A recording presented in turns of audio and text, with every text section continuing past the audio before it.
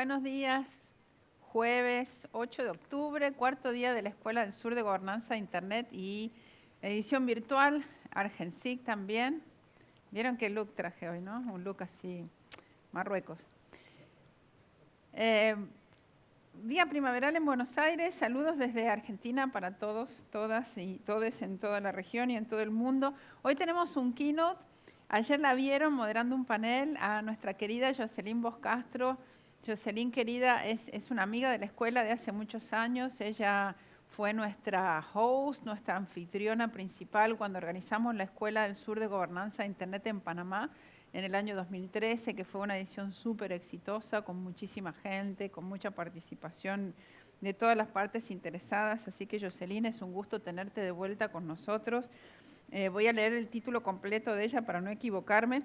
Docente del Instituto Superior de la Judicatura ISJUP de Panamá, pero lo más importante es que ella es muy amiga de la escuela, amiga de todos los becarios y de todos los docentes, y ella nos va a hablar sobre un tema súper importante del que ella realmente conoce mucho, navegación segura versus violencia digital. Jocelyn, ¿estás por ahí? Aquí estoy, buenos días a todos, Hola, qué querida. placer tenerlos tempranito, perdón si les quité el café, en Panamá son las 8 de la mañana. Sí, lo sé, muchas gracias porque te levantaste temprano para nosotros, pero bueno. No, con un gusto. Bueno, querida, un gusto tenerte de vuelta con nosotros. Ayer el panel estuvo muy bien, muy lindo. Hemos tenido muy buenos comentarios, así que nada, te escuchamos y después al final yo voy a estar revisando si hay preguntas de los becarios y te las voy a hacer saber. Perfecto, entonces paso a compartir pantalla. Dame un segundo.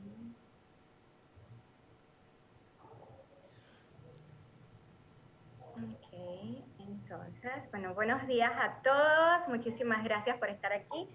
Bueno, hoy me toca conversar un poquito con ustedes de un tema de navegación segura versus violencia digital. Cuando hablamos de Internet, siempre es como que se ve así como un gran mar, fluido, tranquilo, otras veces se vuelve algo frágil y calmado, pero hay momentos en donde ese mar pues se vuelve un poco agitado y muchas veces violento, y Internet tiene estas mismas características. Nosotros pues hoy día no logramos sentirnos conectados con Internet porque todo el tiempo ya vivimos dentro de la red. Estamos conectados permanentemente a través de nuestros celulares, los televisores, la música. O sea, nuestra interconexión es tan importante porque ahora necesitamos inmediatez en nuestras comunicaciones. Antes, por ejemplo, si alguien se quería comunicar conmigo, tenía que esperar primero si yo estuviese en casa o en el trabajo. Si no estaba en alguno de esos sitios y no tenía un celular, había una paz y una calma impresionante y la gente tenía que esperar a que yo estuviera disponible cerca del teléfono. Hoy día eso es impensable. De hecho, ¿cuántos de nosotros estamos aquí y se nos queda el celular y nos regresamos a la casa a buscarlo? O de hecho, veamos otro tema. ¿Cuántos se dieron cuenta que no tienen el celular en silencio al lado y empezaron ya a tocar sus bolsillos para asegurarse que si lo tienen o no? De hecho, todos sintieron esa ansiedad aquí en el corazón, ¿verdad? Es un tema de que ya el teléfono es una extensión nuestra y nuestros equipos de interconexión nos produce ansiedad incluso saber que no lo tenemos muy cerca, y obviamente también son temas exageradamente beneficiosos en los temas médicos, educativos, de salud. Bueno, hay N cantidad de beneficios.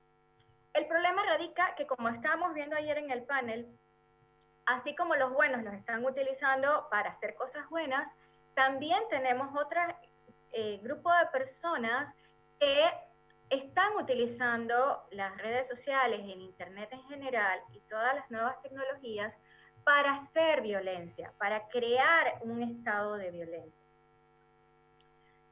Podemos ver el tema de violencia digital como todo tipo de agresión que se realiza utilizando las nuevas tecnologías.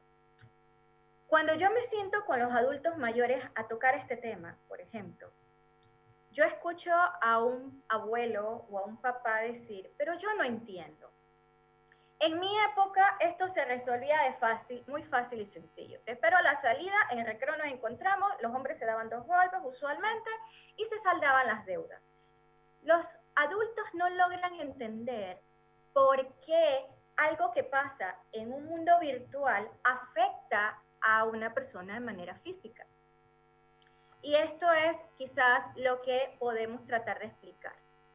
Hay distintas situaciones que se pueden prever, y ojo que las que están aquí no son todas, son algunos ejemplos, en donde podemos ver el tipo de violencia que se puede ocasionar en Internet o a través de redes sociales o nuevas tecnologías.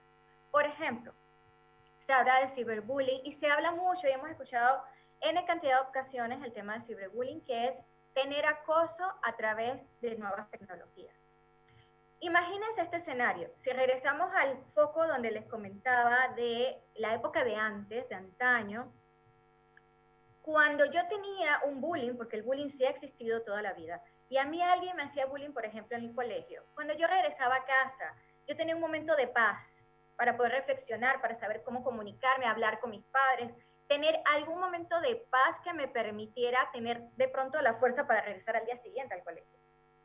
Pero en el tema de ciberbullying no sucede así. Acá en el ciberbullying yo tengo un ataque 24/7.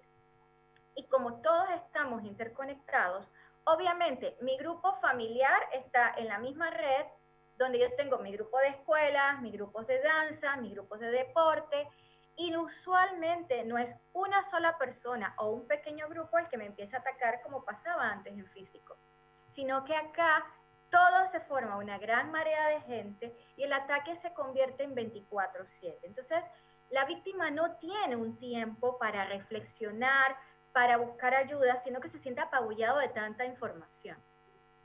También estamos viendo serios casos, sobre todo de temas de trata de personas, en donde utilizan estas redes sociales para atraer a chicos en temas, por ejemplo, de pandillerismo, mendicidad, prostitución.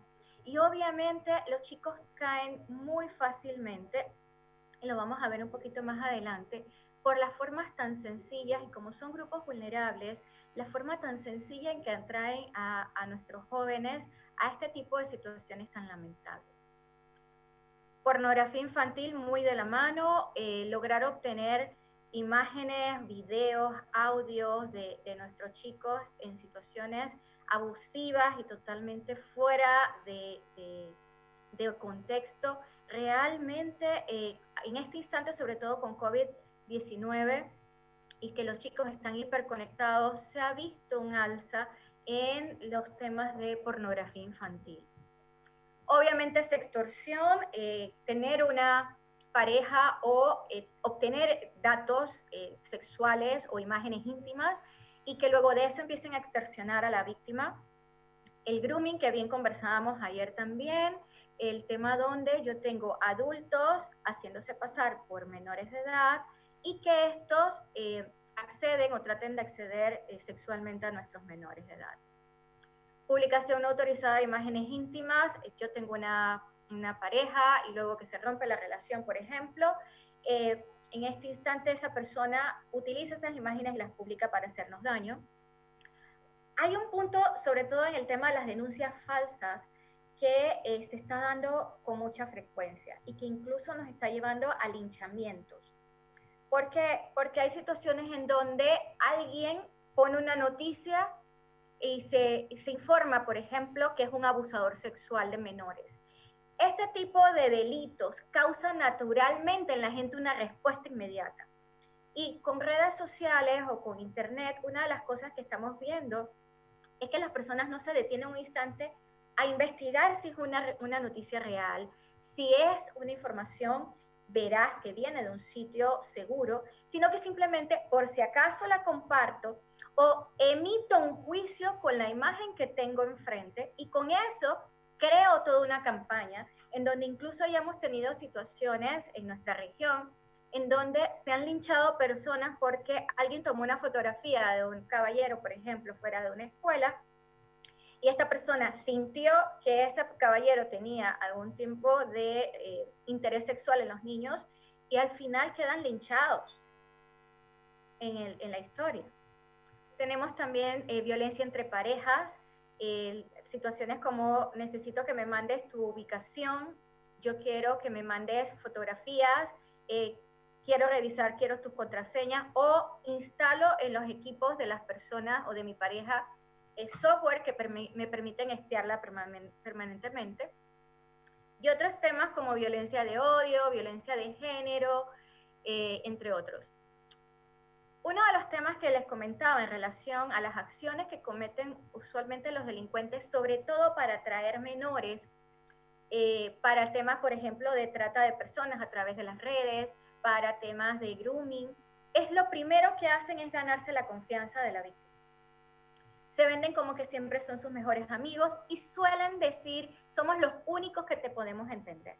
Y obviamente, si yo tengo un chico, y sobre todo los adolescentes que están en ese momento en que nadie los entiende, los padres son sus peores enemigos naturales, y toda esta guerra conflictiva que se da en este tipo de relaciones, y que llega este angelito a salvarme y que me escucha, y que obviamente me va a decir las cosas que yo necesito escuchar, que soy bonita, que soy inteligente, que soy... Todas estas cosas que estas personas utilizan en ingeniería social atraen a los chicos. Luego de eso los impulsan a sobrepasar límites. Solicitan fotos también o videos para tener recuerdos de esta hermosa amistad. Pero una de las cosas que a mí me impactó viendo, por ejemplo, el tema de trata de personas, es que le ofrecen ropa, zapatos, viajes, y temas tan sencillos que para nosotros pueden ser, en lo personal, humillante, es, ok, lo que pasa es que son grupos vulnerables de personas que están en extrema pobreza y les ofrezco data. En Panamá una data puede costar, una tarjeta de data de estas temporales, $5.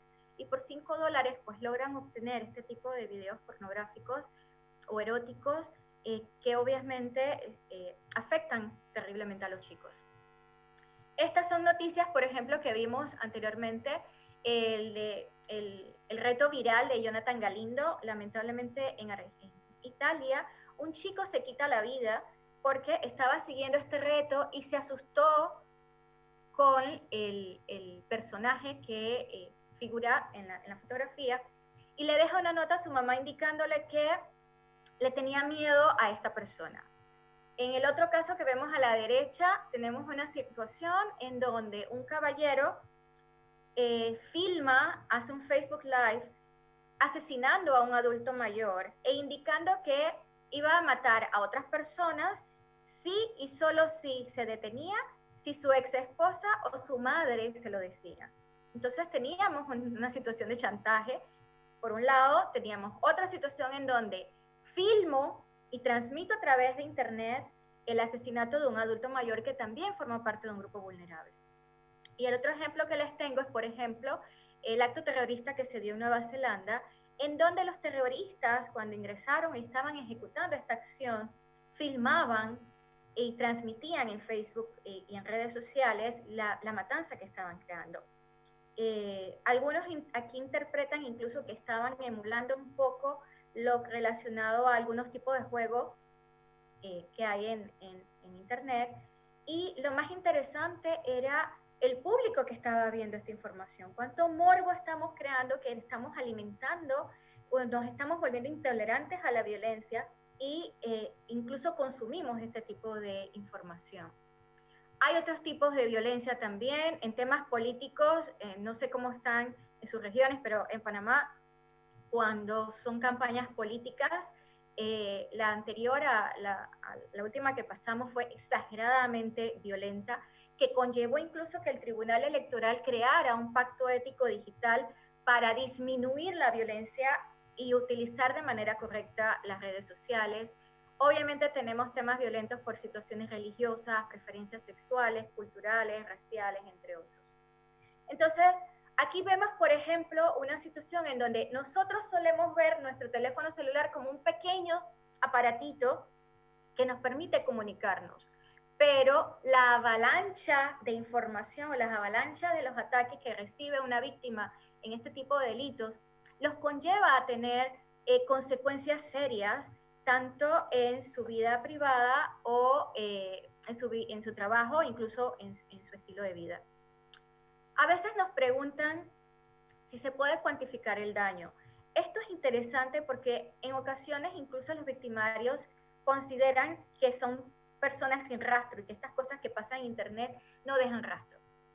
De alguna forma se puede cuantificar el daño. Por ejemplo, nosotros podríamos identificar desde la página que se está publicando la información cuántos seguidores tiene, cuántas veces se ha compartido esa información, las interacciones, los comentarios y todos los grupos de seguidores que tienen los que han interactuado con las páginas.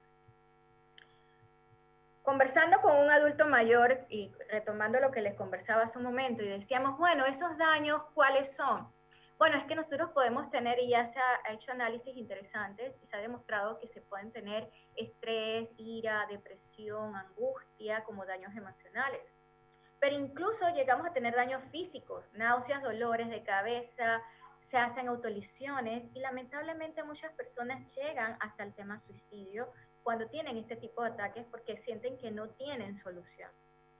Y obviamente consecuencias como por ejemplo pérdidas de empleo, tengo que cambiarme de colegio, abandono de las nuevas tecnologías, al fin de tratar de responder a este tipo de violencia, ¿no?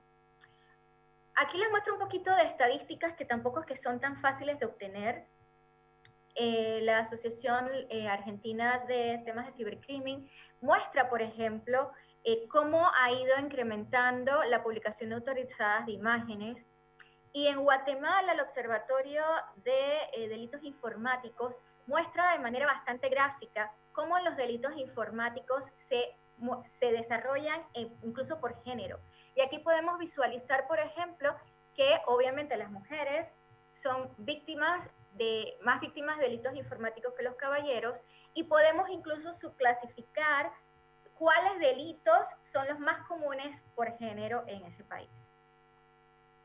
Ahora bien, ¿qué hacemos?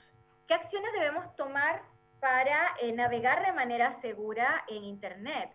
Porque al final de la historia no es que tenemos que abstraernos de utilizar Internet por este tipo de delitos o por este tipo de acciones que provocan que quizás el ciudadano o la persona que es víctima de la situación decida no entrar a Internet. Y esa tampoco es la idea, porque obviamente Internet es un mundo y un universo de oportunidades y que dentro de la democracia es un derecho que yo debo tener, acceder a Internet para contar con mejores herramientas de crecimiento como persona. Aquí podemos decir como ciudadanos digitales, por ejemplo, empecemos por la cadena o el eslabón más débil y como veíamos ayer, con temas de ingeniería, los atacantes buscan a este eslabón que es el ciudadano. Entonces tenemos que fortalecer al ciudadano en estos aspectos. Primero, yo, individuo que tengo una red social, primero, ¿qué seguidores tengo en mis redes? Hoy día vale más o se tiene un sentimiento que vale más aquella persona que más seguidores tiene. Vivimos y en redes sociales se trabaja mucho por el ego. Esto quiere decir, yo siempre estoy feliz, yo siempre muestro lo mejor, y entre más seguidores tengo, significa que más conocida soy o más importante soy. Entonces hay una competencia de cuántos seguidores tengo, pero no evalúo cuántas personas están viendo información sensible. No evalúo con quiénes yo estoy compartiendo la información de mi familia, de mi trabajo o mi entorno, que usualmente en el mundo físico no se los compartiría. Fuera de eso, la clásica de las contraseñas seguras. Bien mencionábamos ayer en el panel, las contraseñas 1, 2, 3, 4, 5, 6, QWERTY, el nombre de mis familiares, de mis hijos, de mi mamá, su fecha de aniversario. Esa es información que es exageradamente sencilla de conseguir si consulto sus propias redes sociales. ¿Por qué? Porque yo publiqué el día de mi cumpleaños. Entonces, si yo hago una relación entre mi fecha de cumpleaños y más o menos la edad que tengo, fácilmente obtengo sus contraseñas.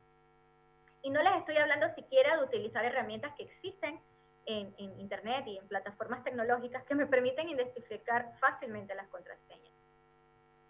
Volvemos entonces al punto de cuánta información yo estoy compartiendo.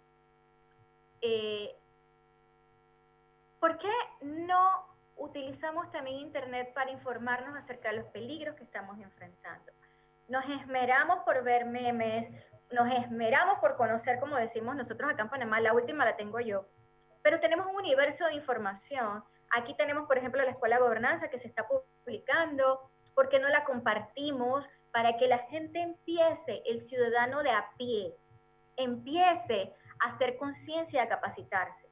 Y otro de los puntos importantes es que también muchas veces nosotros los técnicos o los que tratamos de hablar de estos temas, tratar de mantener un lenguaje coloquial, porque nuestro mensaje también tiene que llegar a aquella persona que no necesariamente entiende la terminología y que obviamente es una de las personas que suelen ser víctimas de esta situación.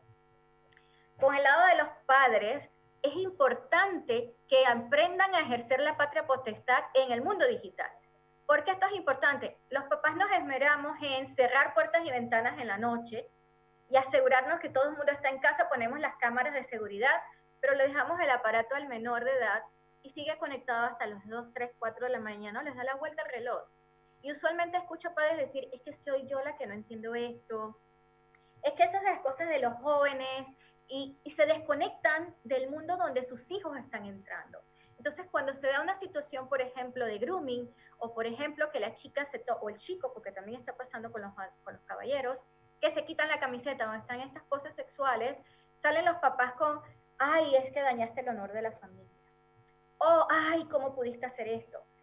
Y al final de cuentas revictimizan al chico o a la chica que provoca situaciones donde pierden la confianza con ustedes, dejan de comunicarse y tratan de defenderse en este mundo de internet sin necesariamente entender lo que está pasando y volviéndose en una marea o en una bola de nieve que al final queda destruyéndolos.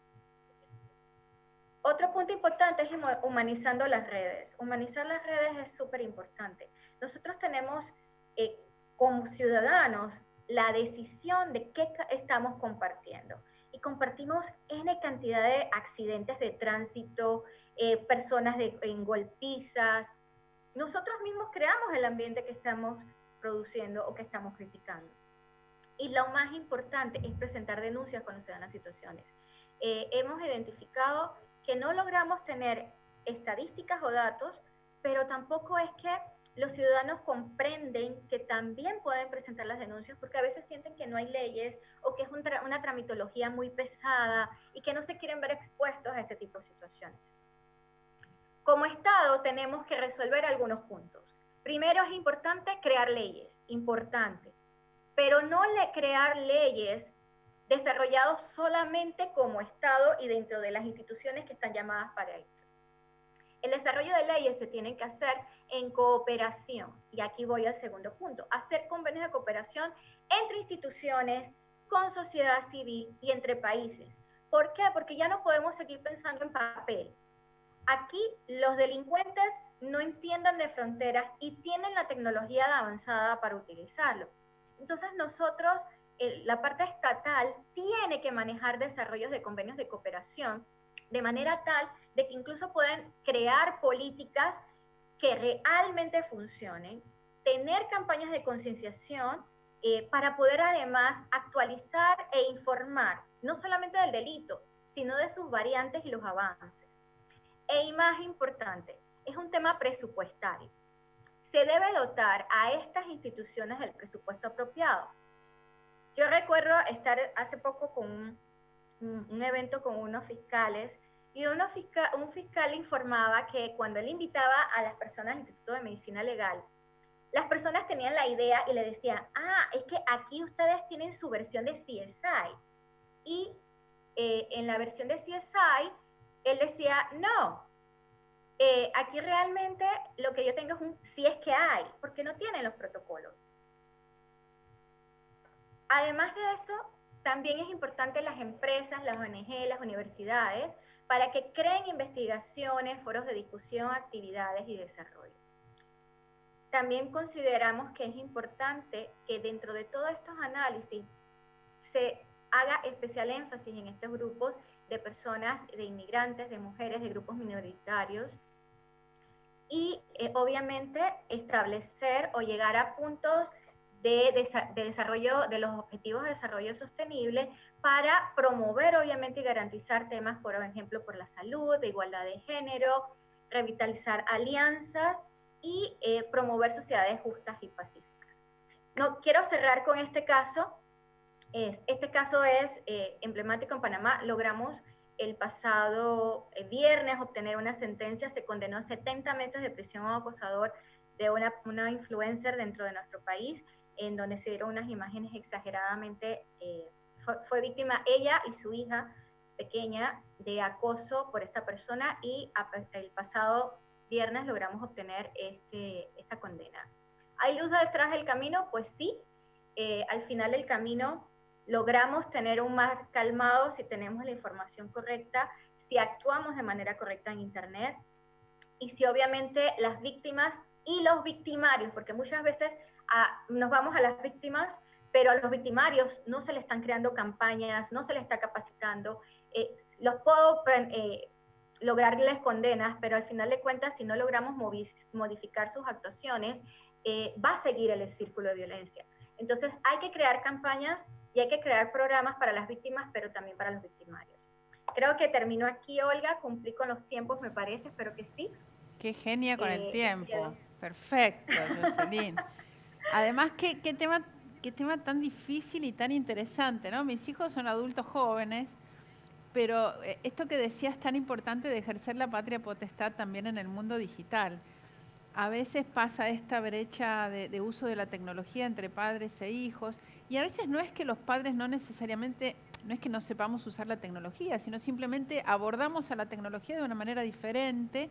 Con otras herramientas. No necesariamente es que uno no es un usuario de herramientas digitales, sino simplemente está enfocado en cosas más de trabajo o que tienen más que ver con las actividades cotidianas de un adulto más grande que de un adulto joven o de un adolescente o de un niño, porque ahora los chicos acceden a teléfonos móviles muy tempranamente y a redes sociales muy tempranamente, ¿no? En otra charla hace un par de días atrás decían, ¿usted dejaría a su hijo solo cruzar una avenida muy transitada? No, bueno, entonces no lo deje solo con el teléfono, y me remite este comentario. Así que qué difícil y qué atentos hay que estar. Te leo una pregunta de Abelardo Nanclares. Dice, si es posible determinar el daño cuando la info también se comparte en la Deep Web. Claro, este es un punto que sí se puede hacer. El problema que sí hemos visto, por ejemplo, y el tema que les mencionaba de los presupuestos, y que yo sí siento que estamos volviéndonos un poquito elitistas, porque se pueden hacer peritajes informáticos y se puede obtener la información.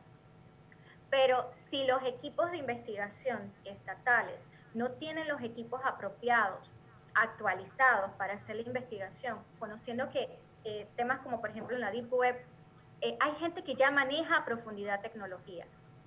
Y si nuestros estamentos de investigación no están fortalecidos y la víctima no tiene la capacidad económica para pagar un peritaje informático privado, obviamente la respuesta va a ser no. Claro. Lamentablemente esa es la respuesta, y yo sí siento que aquí sí tenemos una situación, y por eso les mencionaba que es importante dotar de presupuesto a las instituciones de investigación y a las instituciones de administración de justicia. ¿Por qué? Porque si la investigación es débil, cuando llega a la administración de justicia, obviamente el caso se va a caer. Clarísimo. Y, bueno, y al final también los despachos judiciales necesitan tener el material apropiado para poder evaluar ese tipo de pruebas. Bueno, clarísimo. Te agradezco mucho. Seguramente nos van a pedir tu presentación. Si te parece bien, nos la podemos compartir con los becarios. Después me mandas un PDF y yo lo comparto. Y te agradezco una vez más. Un gusto verte en la virtualidad. Espero encontrarme contigo en algún momento en el futuro para compartir un café, un almuerzo, una charla siempre tan agradable contigo. Te agradezco muchísimo tu participación y te mando un abrazo desde Buenos Aires. Saludos de Adrián y Oscar. Un abrazo. Muchísimas gracias, un abrazo, y saben que en Panamá ustedes son siempre bienvenidos. Gracias, querida. Gracias. Chao. Adiós. Hacemos una breve pausa y seguimos con el panel súper interesante de brecha de género. No se vayan.